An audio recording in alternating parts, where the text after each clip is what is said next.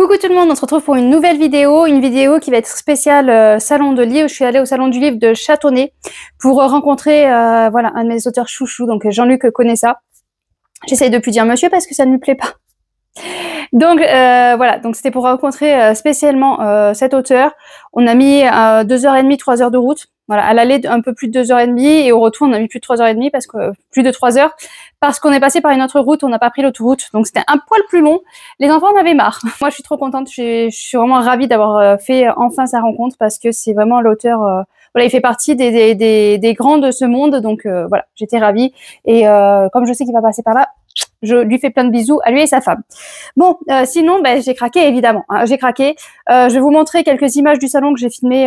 Voilà, à la fin de la vidéo, j'ai filmé quelques images. J'ai filmé un petit peu les tables où il y avait les livres. Donc, si jamais ça peut, voilà, ça peut peut-être vous attirer l'œil parce que j'ai pas pu tout acheter. Hein, voilà, je me serais écoutée, j'aurais acheté un livre à chaque auteur, mais voilà, on peut pas. Voilà, à un moment donné, j'ai pas pu tout acheter, mais on en a acheté beaucoup.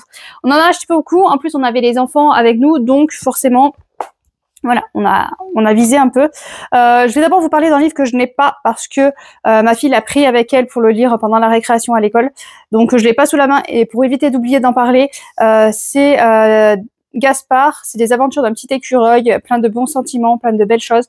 Donc voilà, je vous mets l'image là. N'hésitez pas, voilà, si ça peut vous intéresser. Si j'y pense, je laisserai en barre d'infos des liens pour retrouver les livres. Mais je suis pas sûre, voilà, d'y penser. Je vais essayer. Petit mémo à moi. Sinon, je vais pas forcément vous dire dans l'ordre que je les ai eus. Alors là, c'est ma fille qui a vu sur le stand, donc elle a vu le tube. Dolly, le tube part en vacances de Annie Descortes. Voilà, donc voilà un petit peu à l'intérieur. Donc elle a eu droit à sa petite dédicace. Donc, elle a eu ses premiers livres dédicacés à son nom. Elle était trop contente. Et à l'intérieur, c'était comme ça. Bon, je prends au pif. Elle a pris celui-ci parce qu'il y avait le choix entre que français ou français-anglais. Sauf que quand on lui a parlé d'anglais de suite, non. Moi, je veux que français. Donc, elle a pris celui-ci, mais il y avait le choix. Bon, il y avait le choix pour. Ça peut permettre aussi aux enfants de se dire, je lis en français, mais à côté, j'ai l'anglais. Ça peut m'apprendre quelques mots d'anglais, mais. Forcément, ça lui a pas trop convenu. Vous souvenez-vous du tube dans tous ses états? C'était l'histoire vraie d'un tube Citroën qui se rendait de village en village pour faire ses livraisons. Aujourd'hui, le tube repart pour de nouvelles aventures. Il se lance dans un grand voyage afin de découvrir les plages de l'Atlantique. Un parcours rempli de surprises et de belles rencontres. Voilà, donc c'est à partir de 4 ans si ça peut vous intéresser. Ensuite, bon, celui-là, forcément, c'est un des premiers qu'elle a repéré. On est passé au côté des tables. Moi, je crois qu'on était déjà avec Madame et Monsieur, voilà. Donc, on était avec Vanessa et elle, de suite, elle me tirait la manche par moment pour me montrer celui-ci. Elle avait repéré, et forcément, avec un cheval. Les folles aventures de Myrna à la ferme. Donc, il y en avait plein de comme ça. Je pense que c'est la même collection. Hop. Donc au niveau des images à l'intérieur, il y en avait plein. Il y avait des dinosaures. Il y avait, je sais pas si à la fin on aurait, non, on n'a pas, c'est dommage. Mais vraiment, il y en avait plein et forcément elle a vu le cheval, donc elle a craqué. Myrna est une petite fille à l'imagination débordante pour qui chaque recoin de la maison offre une occasion de vivre de folles aventures. Myrna part à l'aventure à la ferme, de merveilleuses rencontres, coq, âne, canne, poule, vache, cochon, bélier, cheval. Donc, elle va être ravie. Ensuite, ça, c'est mes enfants qui se sont fait embrigader par un auteur. Pendant que j'étais à côté en train de discuter avec une autre auteure, eux, ils étaient, voilà, ils se sont fait embrigader à côté. Donc, c'est Emmeline et le royaume d'Arcanie de Véronique Monloup et Emmeline et le grimoire originel. C'est le tome 1 et 2, il me semble, hein, c'est ça. Oui, donc le tome 1 et le tome 2. Donc, je vais peut-être vous faire le résumé du tome 1, ça sera mieux. Emmeline mène une vie simple entre travaux, amis et famille. Dès son jeune âge, ses parents l'ont inscrite à des cours de judo, jujitsu, escalade, ce qui l'a toujours intriguée. Un soir, le bus d'Emmeline tombe en panne, la forçant à traverser le parc de la Tête d'Or. Là-bas, elle fait une rencontre qui bouleverse sa vie. Propulsée dans un autre monde, elle doit se battre pour protéger sa vie et celle du couple royal. Voilà, donc ça va être un monde fantastique. Celui-là, ça va mieux. Ah, je viens de voir. Le tome 2, ça va. Je sais pas si vous allez voir la différence. Je prends au pif, hein, ne lisez pas, mais hop, vous voyez la différence au niveau de la taille de l'écriture? Je sais pas si vous voyez bien, mais le tome 2 est beaucoup plus gros. Le tome 1, c'est écrit tout petit. Moi, je suis peut-être trop vieille pour le lire, mais en tout cas, voilà, les enfants ont craqué sur ceci. Ma petite fille a craqué sur Je m'appelle Cathy Mini, et ça, c'est sur Je suis dyslexique. Voilà, donc ma fille n'est pas dyslexique. On est allé voir une orthophoniste, elle n'est pas dyslexique comme ça, mais elle a un problème au niveau des F, V, P, B. Elle est toujours en train de confondre totalement. Mais elle n'est pas dyslexique, mais bon, voilà, ça peut, pourquoi pas. Cathy est une petite fille de 6 ans, rêveuse, un peu casse-cou, avec des préoccupations de son âge et un profil qui la rend vite familière. Comme tous les enfants sujettes à des troubles 10, elle a quelques difficultés en classe. Mais le maître, monsieur Cartablaroulette, est compréhensif et dévoué. Voilà, donc ça peut être une petite histoire qui est pas mal. Ensuite, mon fils de 11 ans, 12, je sais plus quel âge ont mes enfants, c'est bien. Donc, mon fils de 12 ans a craqué sur Vol de Ruby, Les Talentueux, le tome 1 de Agathe Bouteau, édition Co. La maison d'édition, je crois qu'elle était pas loin du salon, je crois qu'elle est vers Lyon, enfin je sais plus. Voilà, il me l'a dit, mais je me rappelle plus. Jade et Ruby sont sœurs jumelles et vivent une vie idéale dans un village paisible. Tout va bien tant qu'elles sont ensemble. C'est sans compter sur l'irruption de la magie dans leur vie qui les fera quitter leur terre natale pour un monde de magie. Elles découvriront vite que la magie ne cache pas que des merveilles lorsqu'elles se trouvent dans des mauvaises mains. Resteront-elles soudées malgré leur épreuve? Pourront-elles faire confiance à leurs nouveaux amis pour les protéger? Entre gargouilles et fées, amitié et trahison, rencontres et enlèvements, Jade et Ruby comptent sur leur amulette pour les guider. Voilà. Donc une belle petite aventure, c'est une c'est une duologie, donc il y a un tome 2 et c'est fini avec le tome 2, donc si ça lui plaît, peut-être qu'on se procurera le tome 2, mais il faut qu'ils prennent le temps de le lire. Faut savoir voilà, que mes enfants, c'est pas des grands lecteurs. Donc je suis contente qu'ils aient quand même craqué sur certains livres parce que habituellement c'est très compliqué. Il y a même mon fils de 14 ans qui a craqué sur un livre alors qu'il ne lit pas. Ensuite, on a craqué sur Le Pape et le Templier de Martial Fiat. Automne 1311, le jeune templier Guillaume de Cognac arrive à Vienne, en Dauphiné, où va se tenir un concile de l'Église catholique convoqué par le pape Clément V.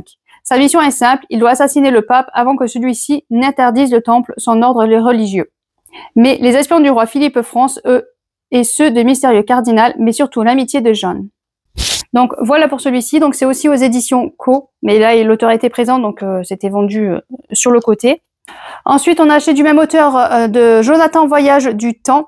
Donc là, il n'y a pas la maison d'édition, donc je pense que celui-ci, c'était en auto-édition. Donc là, on est avec Jonathan, jeune métisse de mère britannique et de père réunionnais, vit d'étranges aventures. Il découvre peu à peu qu'il est manipulé par sa grand-mère réunionnaise récemment décédée. Mais pourquoi sa mamée, adorée, le renvoie-t-elle dans le passé? Donc ça, c'est mon fils de 14 ans qui ne lit pas du tout, qui a été intéressé par cette lecture. Donc on verra s'il le lit. Et pareil, mon fils de 14 ans a craqué sur celui-ci. J'avais même pas fait attention qu'il l'avait pris.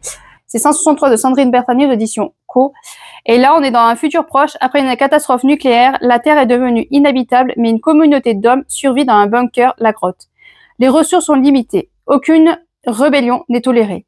Alors, quand le jeune 163 se retrouve banni de la grotte, que va-t-il découvrir à la surface?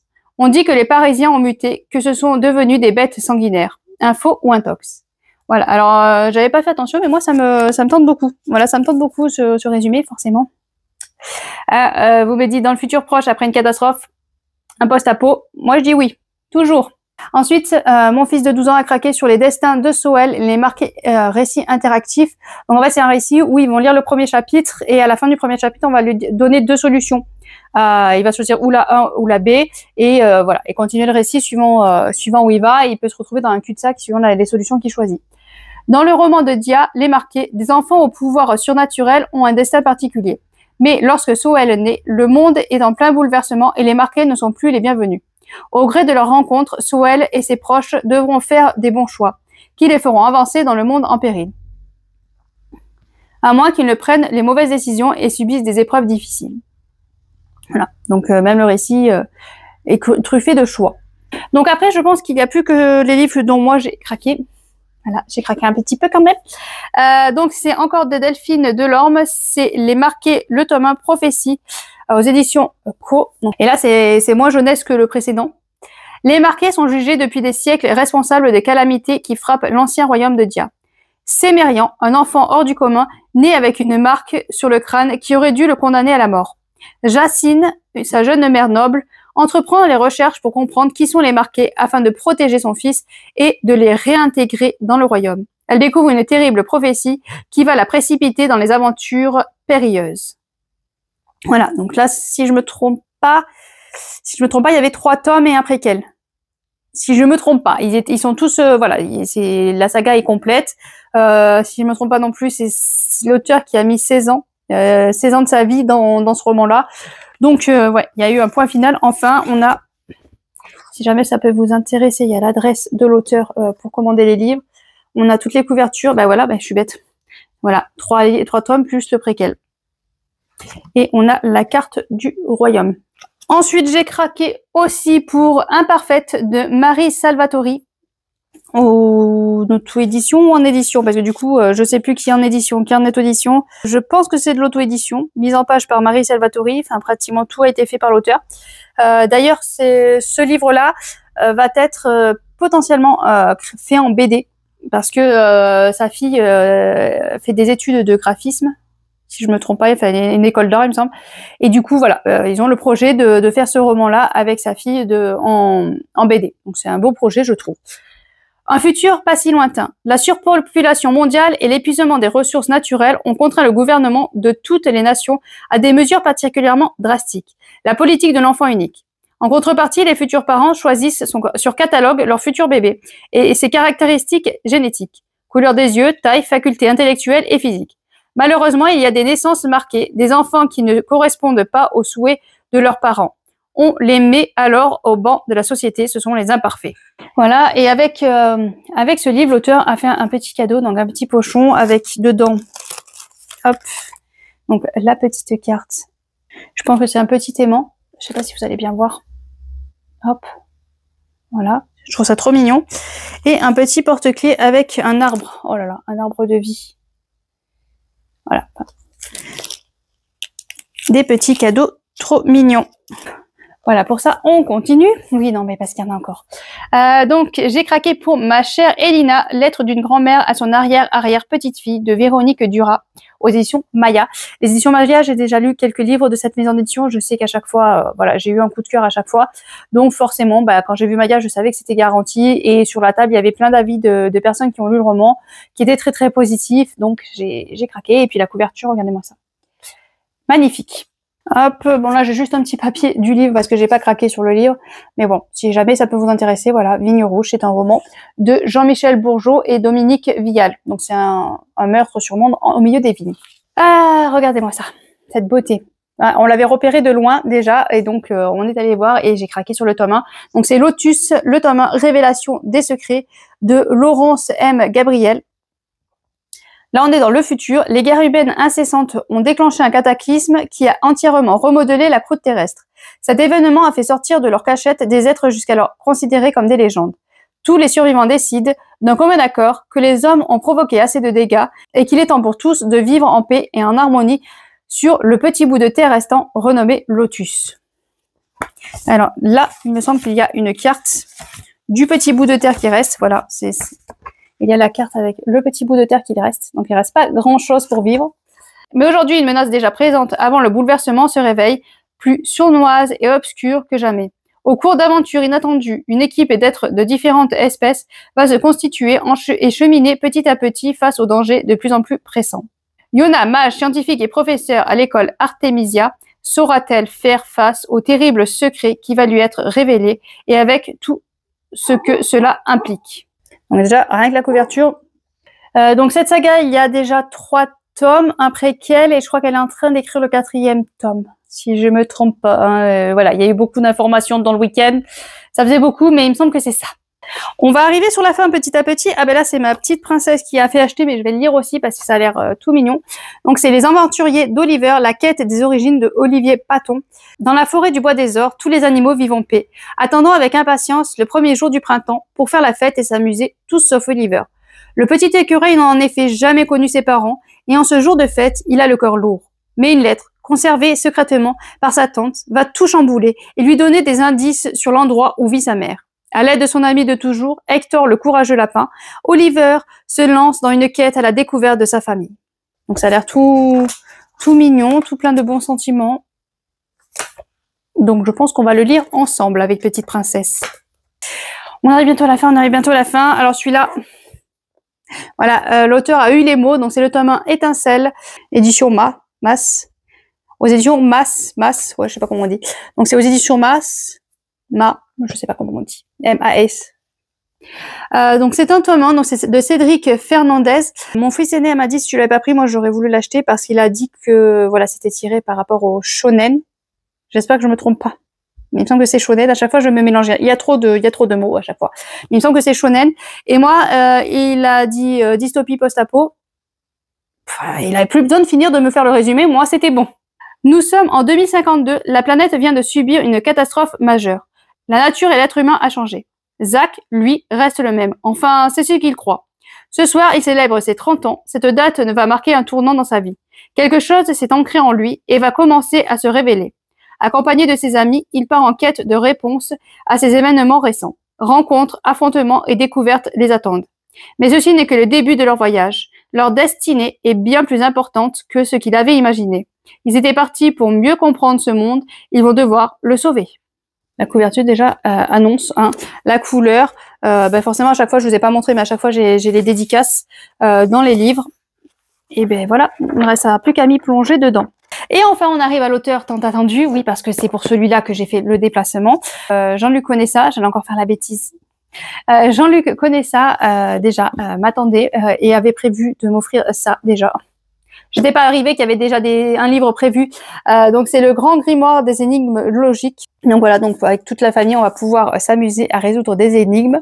Et moi, il me fallait le tome 3 et le tome 2. Donc le tome 3 de Miss Hermione et la forteresse des abysses. Voilà, j'ai lu les 2 premiers tomes qui sont tout à fait splendides. En plus, la couverture à chaque fois, il y a un travail de dingue.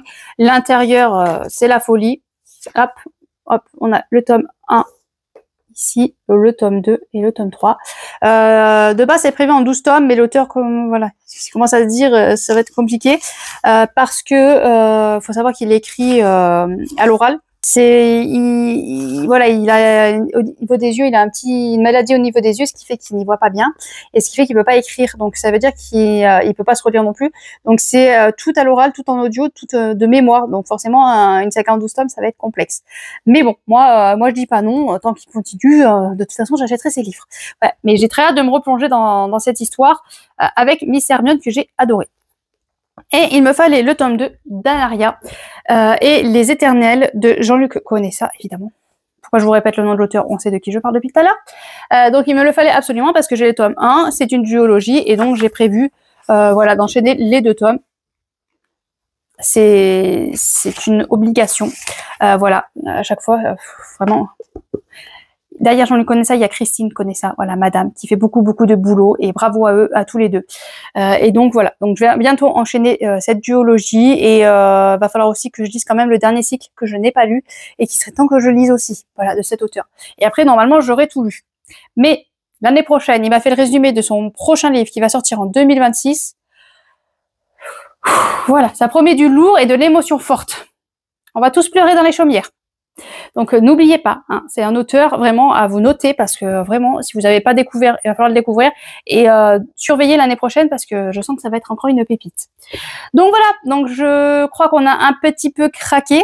On avait dépassé le budget qu'on avait prévu au départ.